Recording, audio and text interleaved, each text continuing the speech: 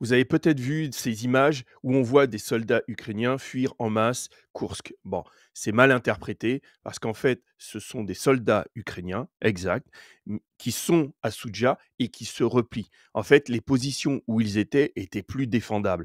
Donc, ce qu'ils ont fait, c'est qu'ils sont partis pour se mettre dans des positions tactiques plus avantageuses. Ils sont toujours à Soudja, ouais, c'est vrai, ils reculent. euh, et les Russes avancent. Et on va voir ça tout de suite sur la carte. Mais avant ça, hier soir, il y a une attaque massive de drones sur Moscou, Koursk, Ryazan, Orel. Il y a eu beaucoup d'explosions. C'était une attaque massive.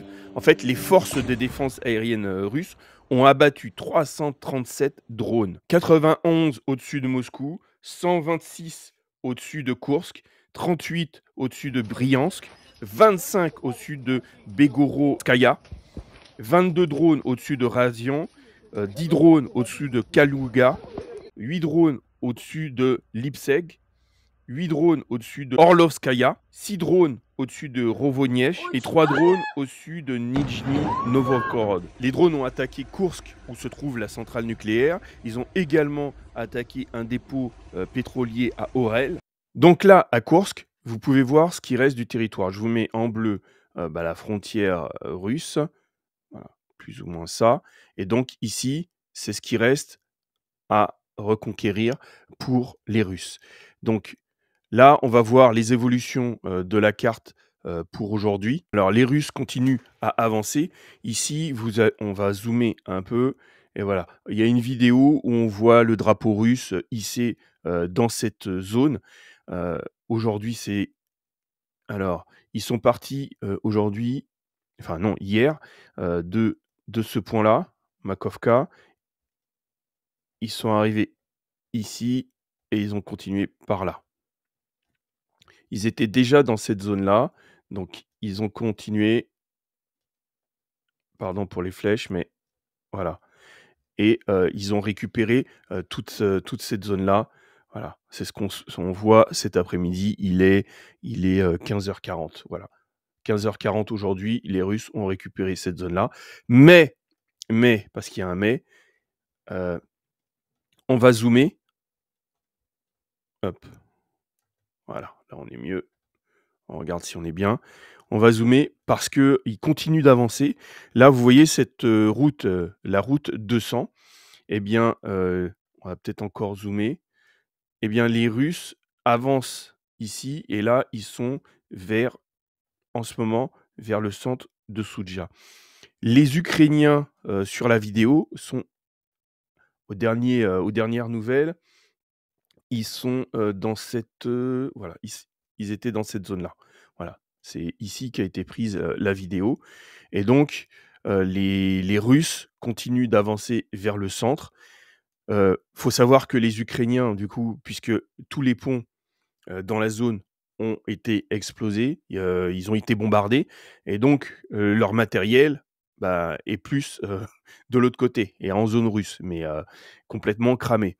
Donc là, c'est pratiquement que de l'infanterie. Il me semble qu'il y a 2 brigades ukrainiennes qui viennent à la rescousse des Ukrainiens.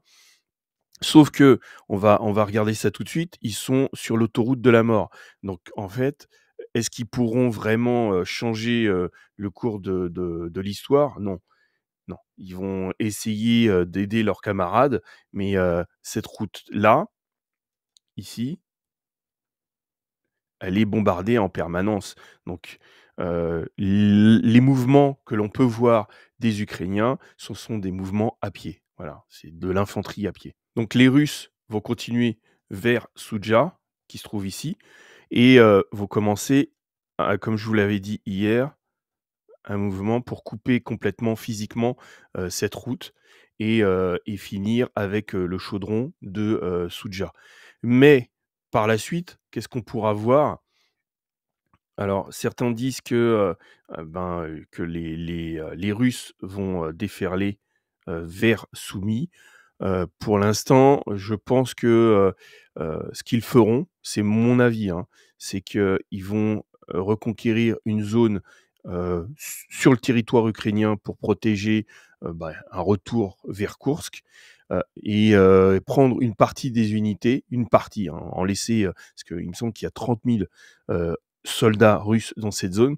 Ils vont prendre une partie pour continuer à avancer. Eh bien là, sur cette carte, on voit mieux, il reste encore, beaucoup de territoires aux Russes à récupérer. Là, c'est tous les territoires qu'ils revendiquent, voilà, et cette partie-là. Voilà.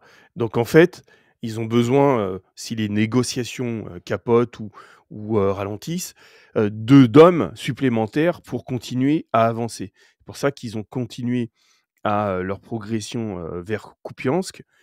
Kupiansk en continuant puisque, ils peuvent le faire ici, eh bien ça permettra de couper les lignes d'approvisionnement, heu, dans cette zone-là.